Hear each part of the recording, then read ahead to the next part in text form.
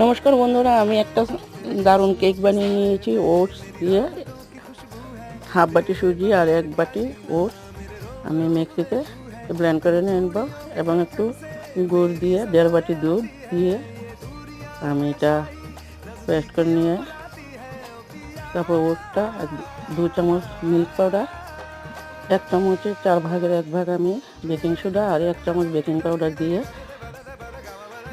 আমি একটু কেকের বাটিতে একটু ঘি লাগিয়ে নিলাম। তারপর কেকের মেশিনটাতেও পরিমাণ মতো ঘি দিয়ে ভালো করে মিশিয়ে নিয়েছি। তারপর ড্রাই ফ্রুটস দিয়ে সাজিয়ে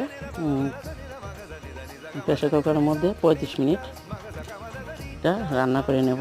তারপর কেকটা হয়ে গেল, দারুণ হয়েছে। এটা সবাই খেতে পারবে, ডায়াবেটিস রোগীও খেতে পারবে, যেহেতু আমি এখানে চিনি ব্যবহার করিনি। দারুণ।